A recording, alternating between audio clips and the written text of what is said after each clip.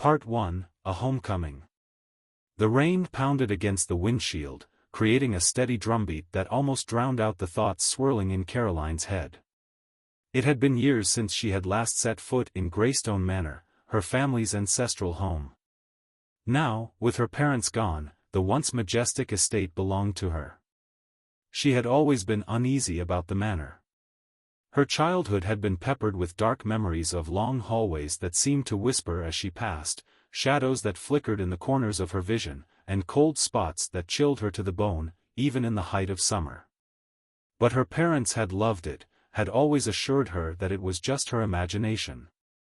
That was until they had both died, strangely, unexpectedly, within a month of each other. Caroline had told herself she was coming back to Greystone to prepare it for sale. The place was too large for one person, too filled with memories, both real and imagined. Still, as the looming silhouette of the manor appeared through the sheets of rain, her stomach twisted with the same childhood dread she had never been able to shake. She parked in the gravel driveway, her headlights catching on the ivy that clung to the stone walls. The house looked even more decrepit than she remembered. The windows were dark, like hollow eyes staring out at the world.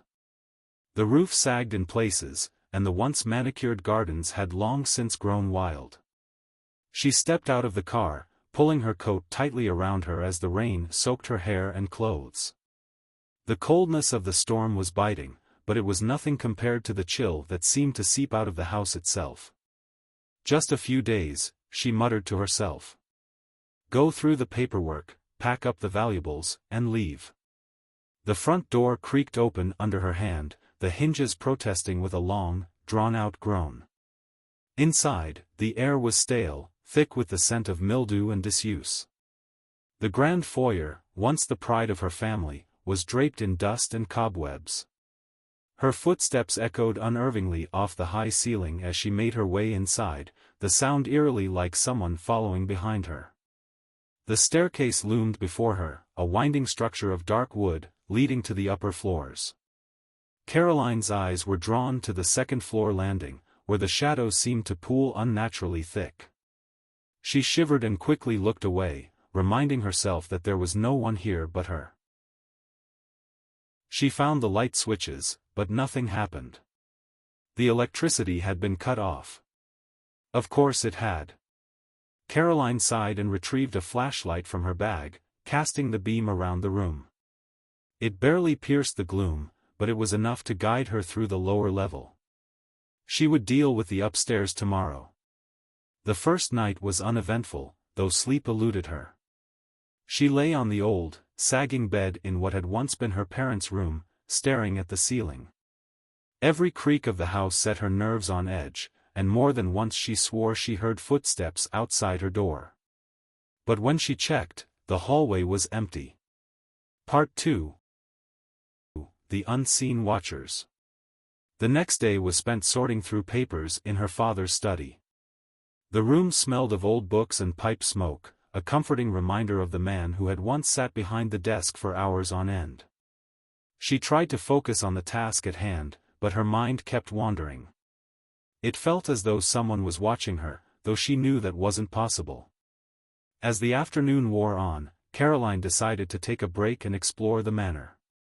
She hadn't been in some of the rooms since she was a child, and curiosity got the better of her.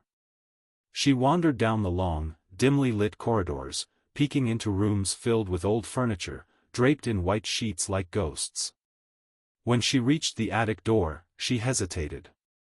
The attic had always terrified her as a child. It was where her nightmares had centered, a place her parents had told her never to go. But they weren't here anymore, and she was an adult now. There was nothing to be afraid of. The door was stuck, but after a few tugs, it gave way with a loud creak. The stairs leading up were steep and narrow, and the air was even colder than the rest of the house. Her flashlight flickered as she ascended, casting long shadows on the walls. The attic was just as she remembered, filled with old trunks and forgotten belongings, the air thick with dust. But something felt off.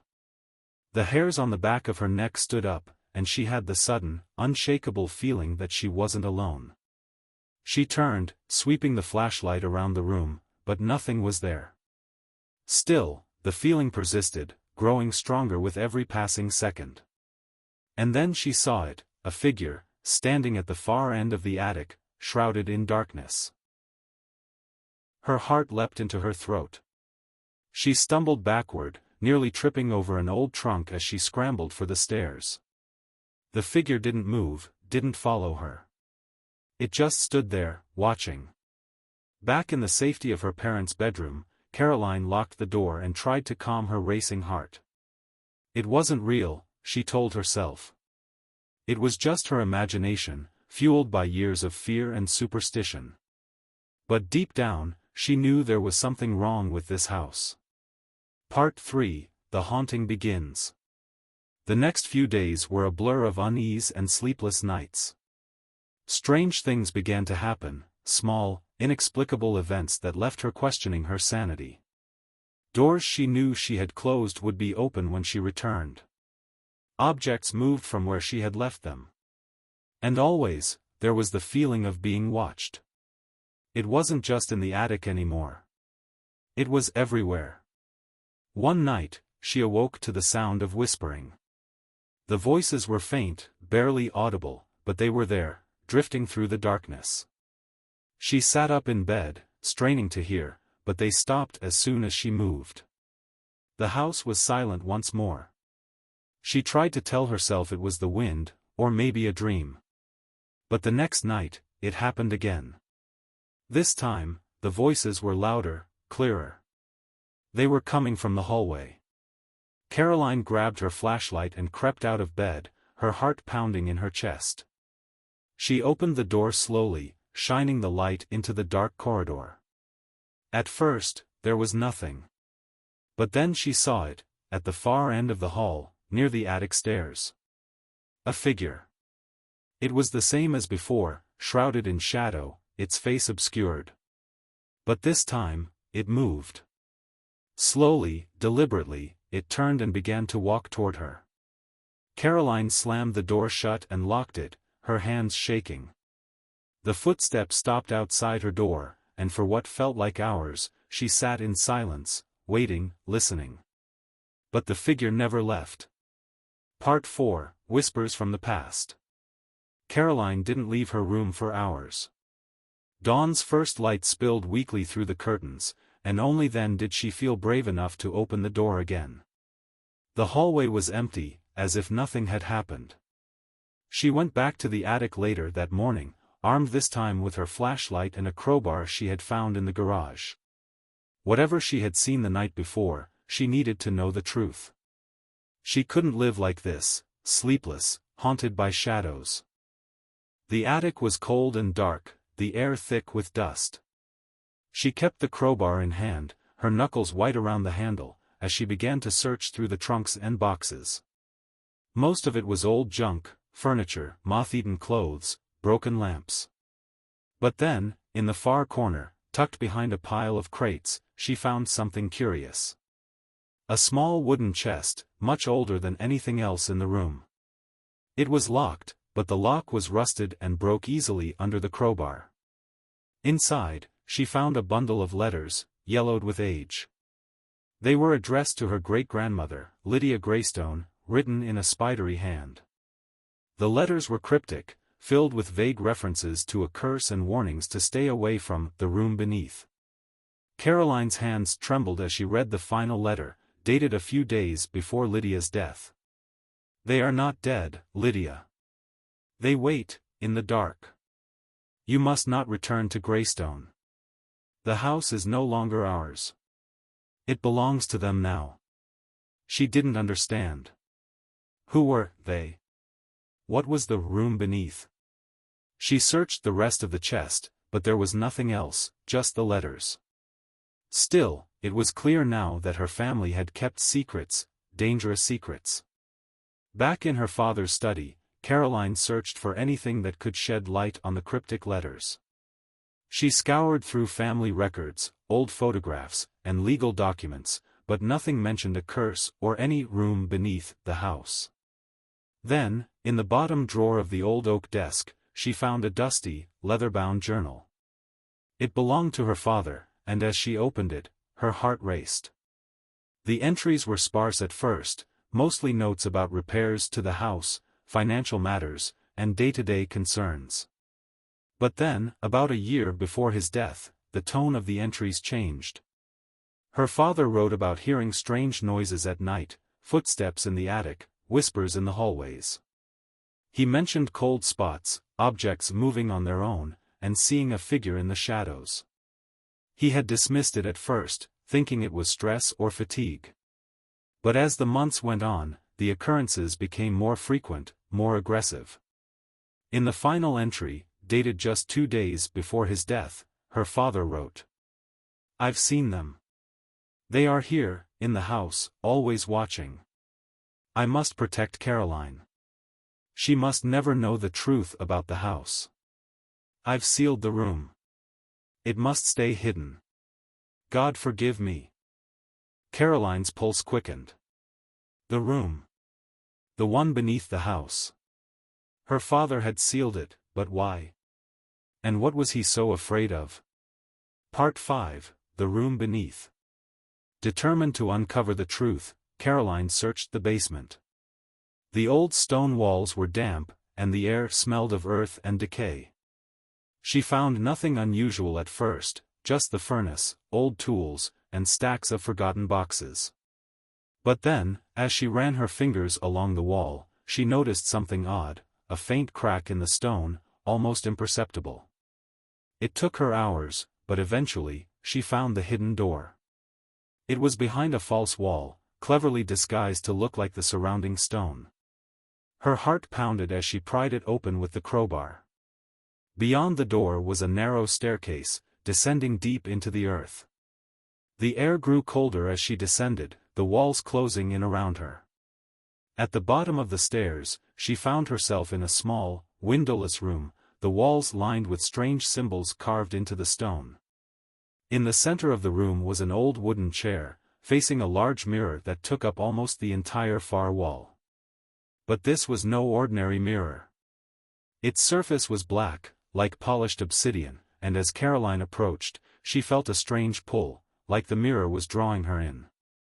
Her breath caught in her throat as she stood before it, her reflection dim and distorted. Then, out of the corner of her eye, she saw movement.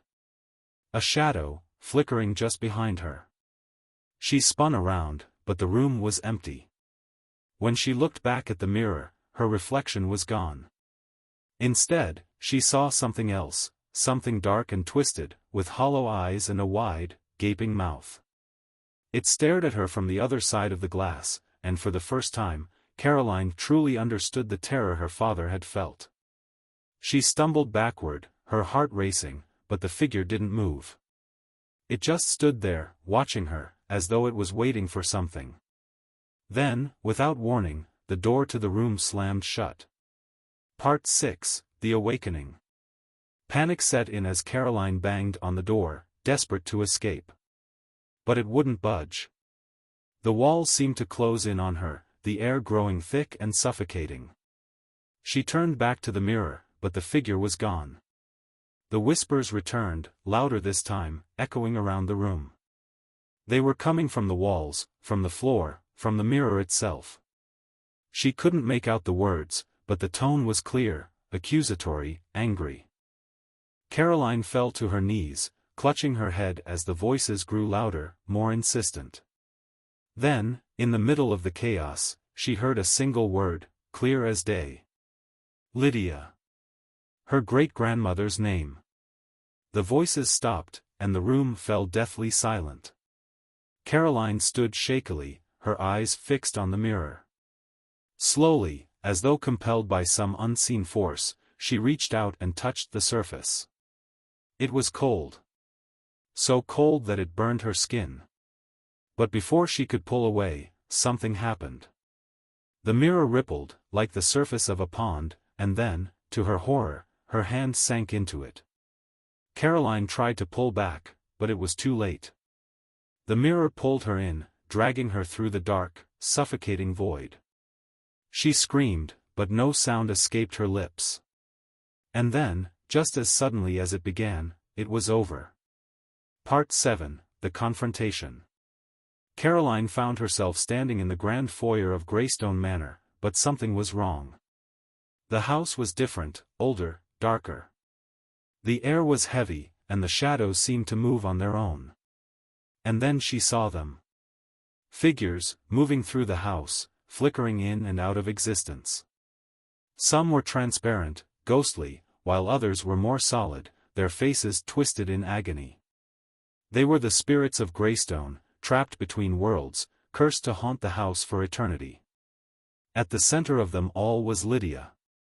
Caroline gasped as she recognized her great-grandmother, standing at the top of the grand staircase, her eyes hollow and lifeless. Lydia raised her hand, pointing directly at Caroline. "You must finish what I could not," Lydia whispered, her voice echoing through the manor. "You must break the curse." Before Caroline could respond, the house began to tremble. The spirits surged toward her, their twisted forms reaching out with skeletal hands. But Caroline knew what she had to do. She had to destroy the mirror, the source of the curse, the gateway between worlds. With a surge of adrenaline, she raced back down to the basement, the spirits hot on her heels. She reached the hidden room and grabbed the crowbar, swinging it with all her strength at the mirror. The glass shattered, a deafening scream filling the air as the mirror exploded into 1,000 pieces. The spirits wailed, their forms disintegrating into the darkness. And then, just like that, it was over. Part 8, The Aftermath. Caroline stood in the wreckage of the hidden room, her breath coming in ragged gasps. The air was still, the house silent. The curse was broken. She left Greystone Manor the next morning, never looking back. The house had claimed too many lives, but she had finally set them free. But as she drove away, a single thought lingered in her mind. The mirror was shattered, but the darkness it held, would it ever truly be gone?